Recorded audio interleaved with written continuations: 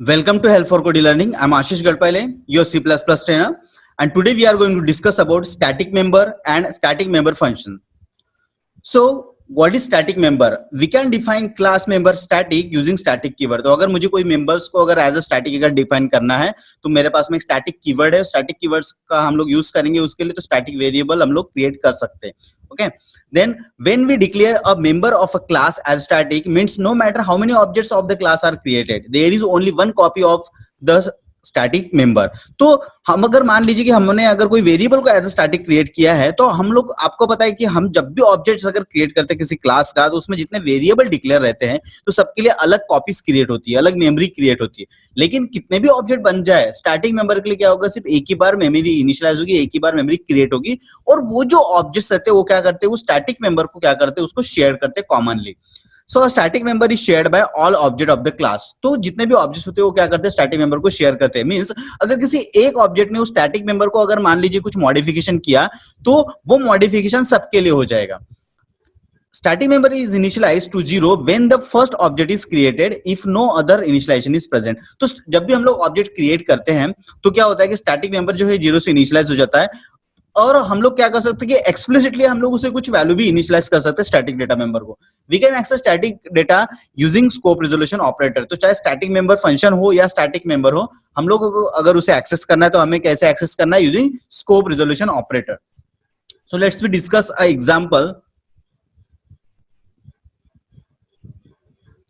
तो हमारे पास में एक एग्जांपल है. मेरे पास में एक काउंटर नाम का एक क्लास है. काउंटर नाम के क्लास में एक स्टैटिक मेरे पास में वेरिएबल है काउंट.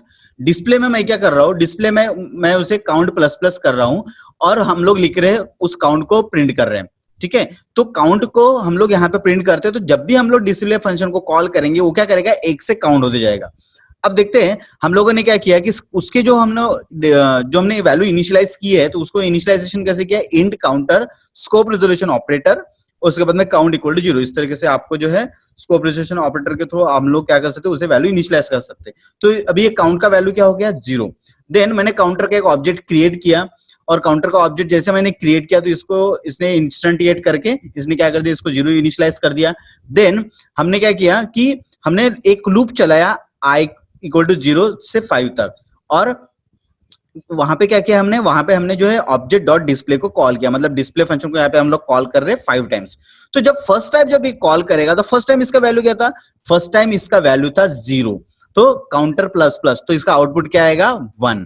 देन नेक्स्ट टाइम इसको कॉल होगा, देन क्या आउटपुट आएगा, 2. देन आउटपुट क्या आएगा, 3. इस तरीके से आउटपुट क्या आएगा, 5 टाइम्स 5 तक आएगा. अगर ये स्टैटिक कीवर्ड नहीं होता तो आउटपुट क्या आता, आउटपुट उसका सीक्वेंस में नहीं आता. So let me run this code.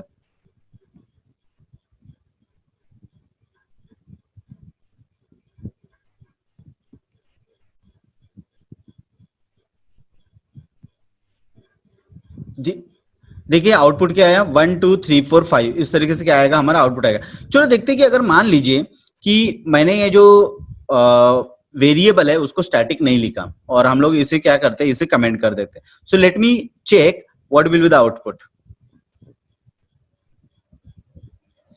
Output is what, कि आउटपुट उसका कुछ डिफरेंट आया हुआ है. ठीक है, तो इस तरीके से क्या है कि अगर हम लोग कोई भी कीवर्ड को उसका वैल्यू इनिशियलाइज करते हैं, ठीक है, तो हम लोग स्टैटिक कीवर्ड का वैल्यू इनिशियलाइज करते हैं स्कोप रिजोल्यूशन ऑपरेटर के थ्रू, और उसे अगर किसी भी वेरिएबल को मुझे एज अ स्टैटिक डिक्लेयर करना है तो मुझे स्टैटिक कीवर्ड का यूज करना पड़ता है. तो स्टैटिक मेंबर फंक्शन हम लोग डिस्कस करते हैं नेक्स्ट. तो static member function means what, कि by declaring a function member as a static we can make it independent of any particular object of the class. तो हम लोग जिस तरीके से स्टैटिक मेंबर हम लोग क्रिएट करते थे, तो स्टैटिक मेंबर फंक्शन भी हम लोग क्रिएट कर सकते हैं. उसे हम लोग क्या असाइन कर सकते हैं, कीवर्ड स्टैटिक. तो अगर मैंने किसी भी फंक्शन को अगर स्टैटिक कीवर्ड अगर असाइन किया है तो इसका मतलब क्या है कि वो ऑब्जेक्ट के बिना भी कॉल हो सकता है.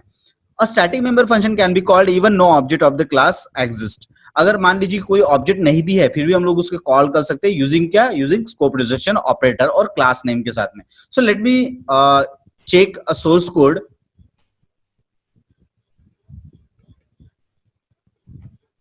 एक हमारे पास में एक प्रोग्राम है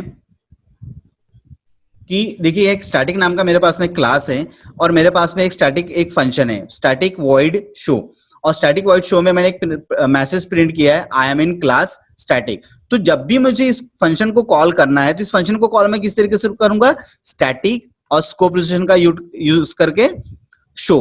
ठीक है, तो late me run this code.